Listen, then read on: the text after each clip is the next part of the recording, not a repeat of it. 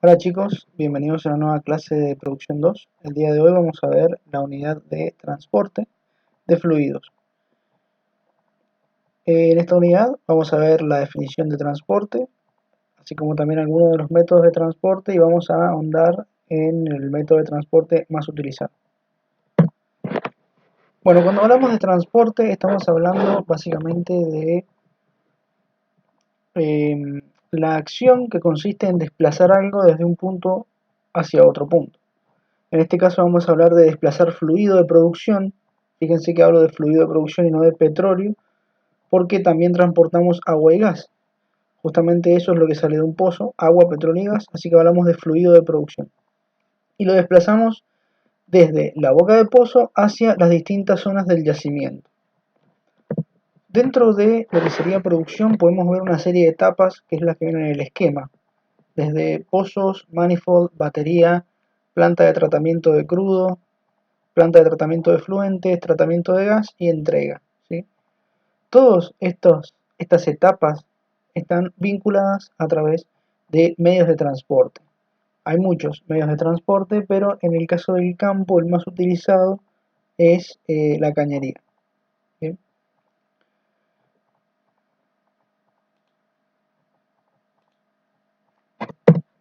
Como mencioné, dentro de los tipos de transporte tenemos buques, trenes, camiones y cañerías. Buques, ¿sí?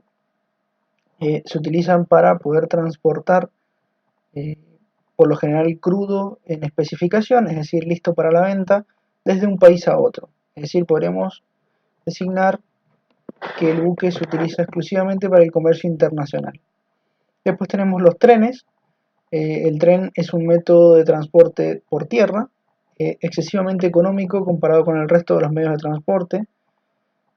Puede llevar mucha carga y la única desventaja que tiene es que lleva eh, cualquier elemento que se esté transportando desde un punto hacia otro, pero siempre vinculado por la vía férrea.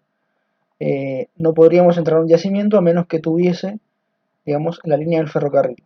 En el caso de Argentina, los trenes no se utilizan para el transporte de hidrocarburos, sino que se utilizan exclusivamente para, hablando de derivados del petróleo, para el transporte de carbón de coque.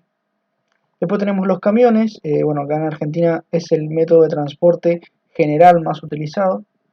Para los hidrocarburos mucho el camión no se utiliza porque es altamente costoso.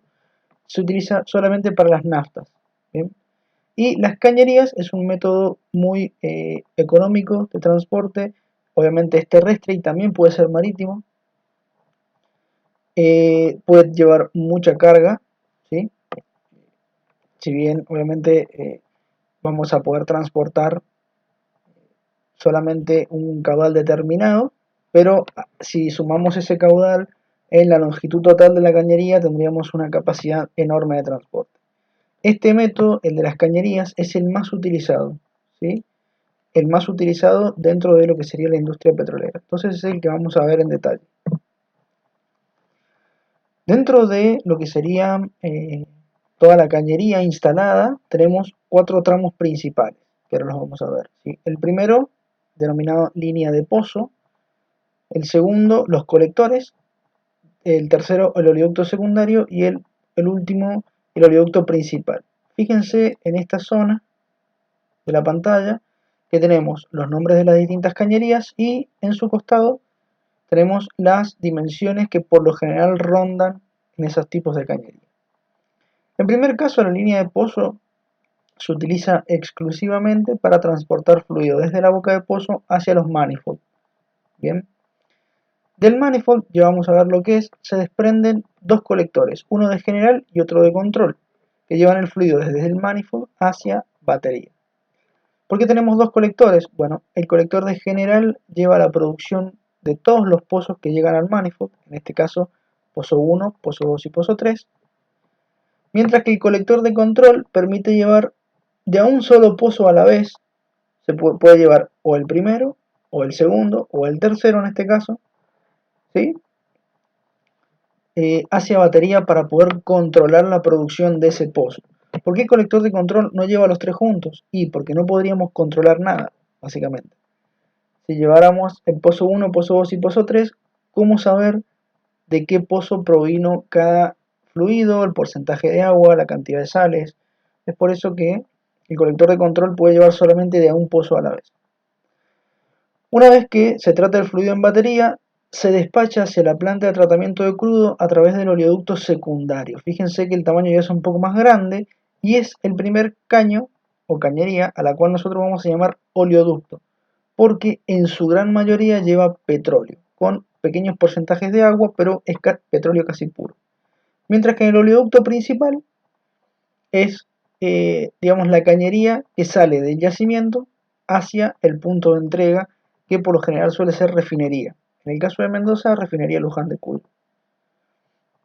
Este oleoducto principal lleva crudo tratado, es decir, crudo en especificaciones listos para la venta. Vamos a hablar ahora un poco más de los elementos adicionales. Habíamos hablado del manifold. Bueno, esto que ven aquí es un manifold, ¿sí? Y esto que indica la flecha es un esquema de un manifold. ¿Qué es un manifold? Bien, es un conjunto de cañerías y válvulas, ¿sí?, que me permiten a mí controlar el resto de los pozos desde este lugar, ¿sí? Y a su vez nos permite ahorrar en cuanto a cañerías, porque fíjense que si no tuviésemos el oleoducto, el manifold, tendríamos que llevar cada pozo hacia batería y es un presupuesto aparte en cuanto a cañerías.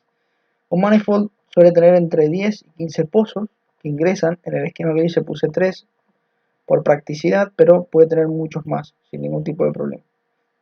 Bien, y vamos a ver que la configuración de válvulas que tenemos es la que se muestra en el esquema, ¿sí?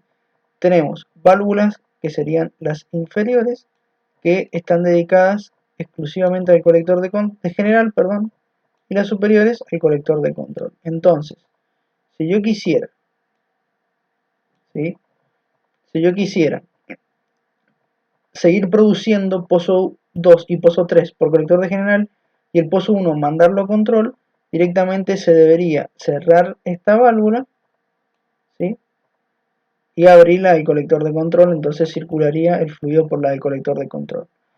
Ahora bien, lo que acabo de decir, esto de cerrar y abrir, es un poco erróneo, porque se debe ejecutar lo que se llama una maniobra segura de apertura y cierre de válvula. Es decir, se debe abrir la válvula que está cerrada y se debe cerrar la válvula que está abierta, ¿sí?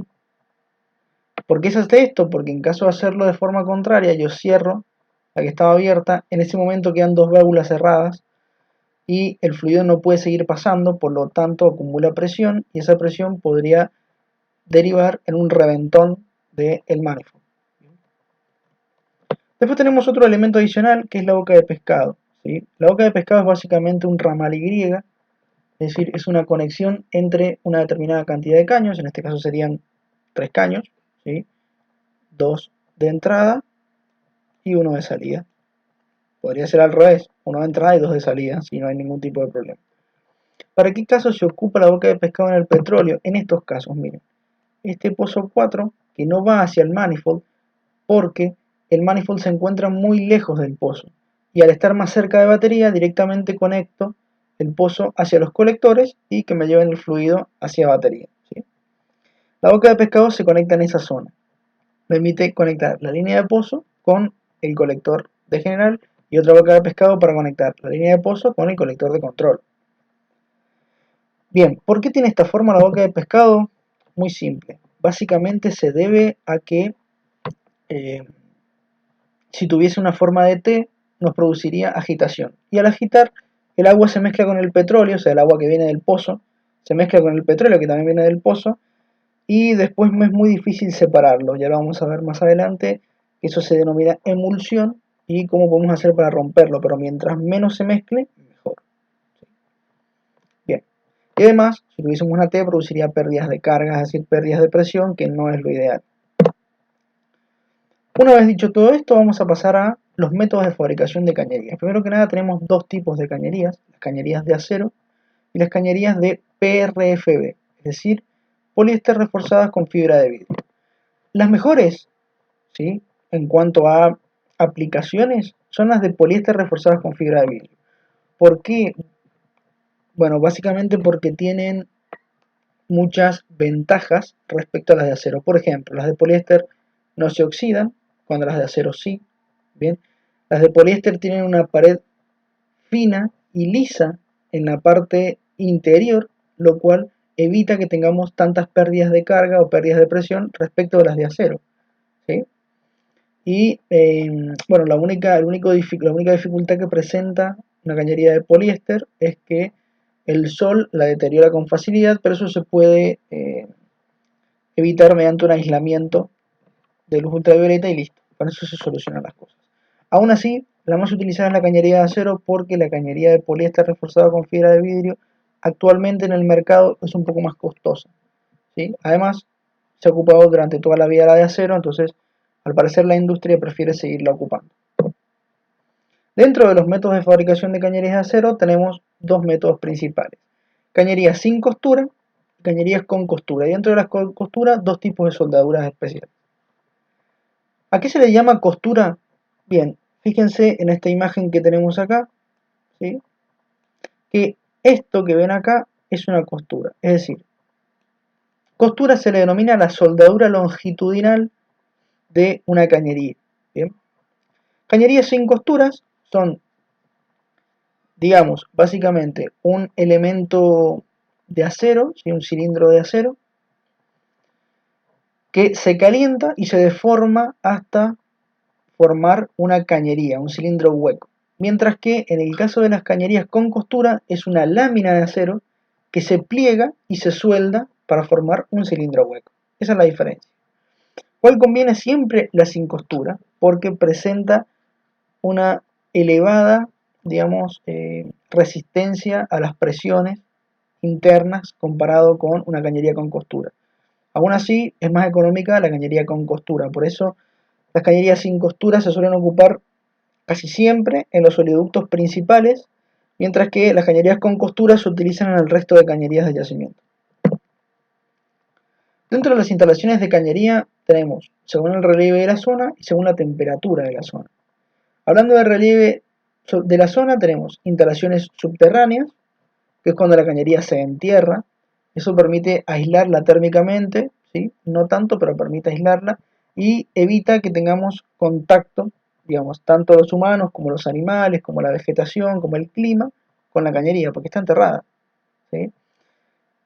Las cañerías se entierran sí o sí cuando se tiene que atravesar una ruta, por ejemplo. Después tenemos las instalaciones expuestas al aire, que seguramente las han visto. Son cañerías que van montadas sobre una serie de caballetes a los costados de la ruta, ¿sí? Y después tenemos instalaciones a través de un puente. El puente se utiliza exclusivamente para cruzar cauces de agua, tanto secos como no secos. ¿Por qué yo no puedo enterrar una cañería en un cauce seco? Bueno, sencillo, por las dudas de que vuelva a activarse el río o el cauce de agua. Si se activa, vamos a tener agua nuevamente y por más que esté enterrada, la cañería va a terminar estando expuesta al agua y se va a terminar oxidando.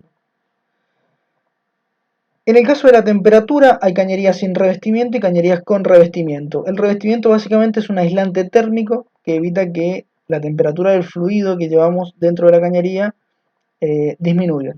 ¿Sí? La idea es que cuando transportamos petróleo la temperatura se mantenga constante y lo más alta posible, obviamente sin quemar el hidrocarburo, pero alta para que facilite, o sea, para que disminuya la viscosidad del petróleo y eso facilite el transporte del mismo. En el caso de que las instalaciones, por más que tengan revestimiento, supongamos, estamos hablando de la Patagonia Argentina, hace mucho frío, ¿sí? Por ende, la temperatura de el fluido que lleva la cañería tiende a disminuir igual por más que esté revestida. Es por esto que existe la calefacción de cañerías. Tenemos dos métodos, el vapoducto y el traseado eléctrico. En el caso del vapoducto consiste en colocar un caño, una cañería que lleva vapor de agua, ¿sí? Pegada a la cañería que lleva el petróleo, ¿sí? Este método es el método más antiguo de los dos y es el que más problemas ocasiona. ¿Por qué? Bueno, porque estamos transportando una solución, que es el vapor de agua, altamente corrosiva, es decir, oxida en demasía la cañería, ¿sí? Al producir mucha oxidación, el vapoducto se termina rompiendo por lo general y eso ocasiona que el gas pierda presión, primero que nada, y segundo, digamos, haga contacto con la parte externa del oleoducto y lo termina oxidando y se termina, digamos, contaminando todo el petróleo que lleva y demás.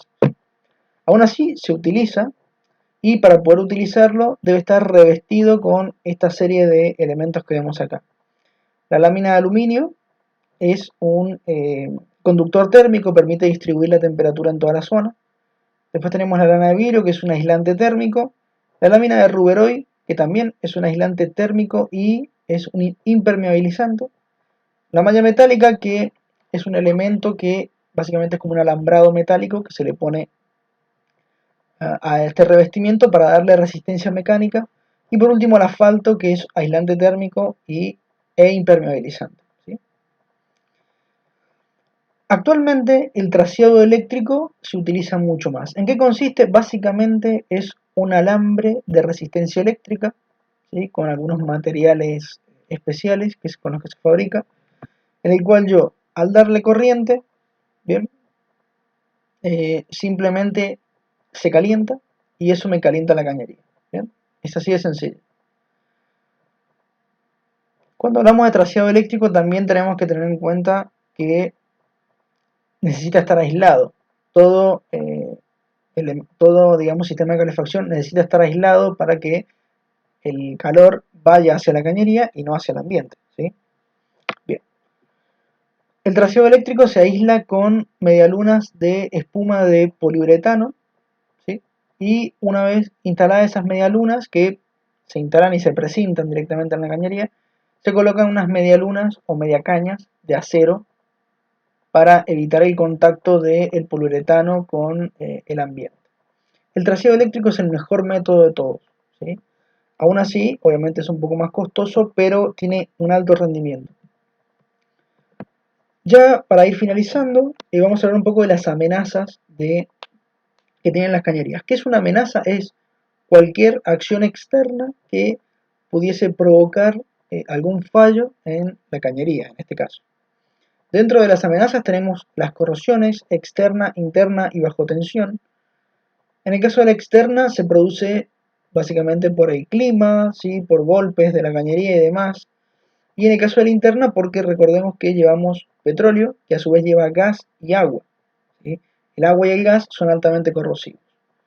Las burbujas de aire durante la fabricación también es una amenaza, eso produce futuras fallas, fallas en la soldadura, abolladuras durante el montaje, factores climáticos, etc. Hay muchas amenazas. ¿Cómo las prevenimos? Hay dos tipos de mantenimiento, el predictivo y el preventivo. En el caso del mantenimiento predictivo, mucho no se le hace a las cañerías porque es altamente costoso, consiste en predecir posibles zonas en donde tal vez la cañería falle, ¿sí? Mientras que el mantenimiento preventivo consiste en simplemente hacerle un mantenimiento constante, valga la redundancia, es decir, se la revisa constantemente, se evita la corrosión externa e interna a través de un sistema que se llama ánodos de sacrificio, protección catódica, y se las pinta con pintura asfáltica cada tanto para evitar, digamos, la exposición al ambiente. Y eso es un mantenimiento preventivo, se va previniendo con acciones cotidianas el desgaste de la cañería. Y bueno, eso ha sido todo. Espero que les haya servido y cualquier consulta que tengan, ya saben que pueden contactarse conmigo. Saludos.